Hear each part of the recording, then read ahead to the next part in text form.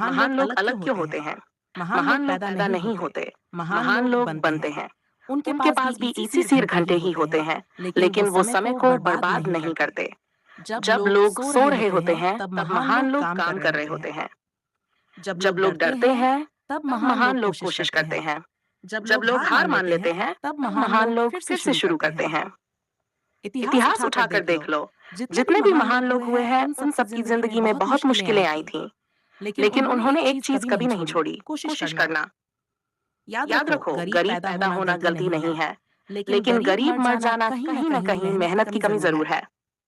अगर जिंदगी में बड़ा बनना है, तो भीड़ के साथ मत चलो, अपना रास्ता खुद बनाओ, क्योंकि इतिहास वही लिखते हैं जो हार नहीं मानते। भारत की आजादी एक अधूरी कहानी नहीं, एक जंग जब भारत गुलाम था, जब अपने ही देश में लोग आजाद नहीं थे, तब हर दिल में एक ही आवाज उठ रही थी, आजादी। अंग्रेजों ने भारत पर राज किया, लोगों से उनका हक छीना और आवाज उठाने वालों को दबाया गया। लेकिन इतिहास गवाह है, जब अन्याय बढ़ता है तो क्रांति जन्म लेती है। महात्मा गांधी, इंडियन महात्मा गांधी ओपल, भगत सिंह, इंडियन और भगत सिंह, सुभाष चंद्र बोस, सुभाष चंद्र बोस आदि दूंगा। हर गली, हर शहर, हर गांव में लोग आजादी के लिए खड़े हो गए। कई लोग हंसी हंसी फांसी पर चढ़ गए, कई सालों तक जेल में रहे, लेकिन किसी ने हार नहीं मानी। और आखिरकार 15 अगस्त 1947 को भारत आजाद हो गया। लेकिन याद रखना, ये आजादी हमें यूं ही नहीं मिली।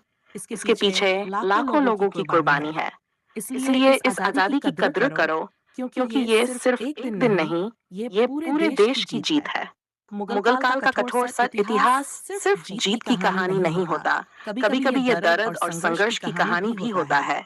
मुगल काल में जहां एक तरफ बड़े बड़े महल बने, वहीं दूसरी तरफ आम लोगों ने कठिन समय भी देखा। कुछ शासकों ने न्याय और सहिष्णुता की नीति अपनाई, जैसे एंटिटी पीपल, अकबर कोशिश की। लेकिन कुछ समय ऐसा भी आया जब सख्ती और धार्मिक तनाव बढ़ गया, खासकर entity people Aurangzeb. Mughal empire Aurangzeb ने आम जनता की जिंदगी को कठिन बना दिया।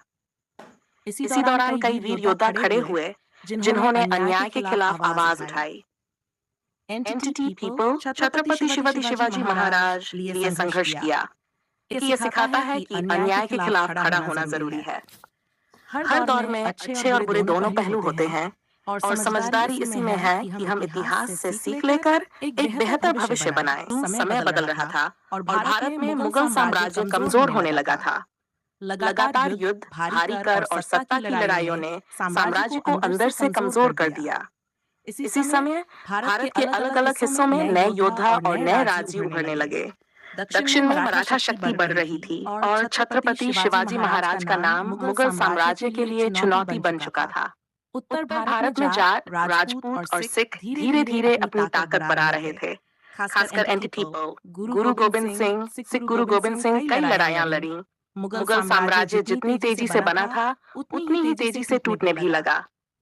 और फिर एक नया समय आया, अंग्रेजों का समय। अंग्रेज पहले व्यापारी बनकर आए, फिर धीरे धीरे भारत के शासक बन बैठे। इस तरह भारत में पहले मुगल सत्ता कमजोर हुई, फिर अंग्रेजों का राज शुरू हो गया।